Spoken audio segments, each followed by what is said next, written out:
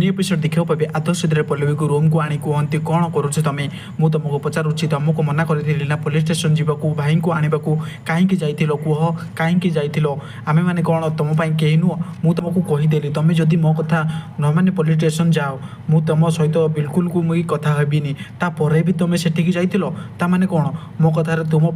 मूल्य ना कहीं सब करुछ तुम संजीव कहते पल्लवी सत को सपोर्ट करुँच आदर्श आदर्श कहते तुम मत कह मो स्त्री केमिति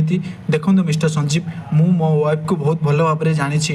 तुम आम घर मामलार मुंड पुराओनी सो प्लीज चली जाओ एठू आदर्श तापर पल्लवी आ संजीव खाऊथिबार से खाइबा को देखि दियंती आ कहती एठी ताहाले आराम रे बसी लंच चलीथिला सेतिपई तमे मो कॉल रिसीव करू नथिलो आ तमे कथा मने पड़िबारु मो मो लंच छाड़ी तुमको देखा करबा को जाइथिली बाध्य होई एठी के आसिली तापर एई अवस्था तमे सतरे मते बहुत कष्ट दउछ पल्लवी मु तुम पाखरो ए सब केबे भी आशा करू नथिली तबे से माने कोन सतरे कोन पल्लवी आदर्श पाखरो दूरे जिवे तेबे पल्लवी कोन आदर्श कथा न मानबाटा ठीक कमेंट माध्यम निश्चय जणांतु।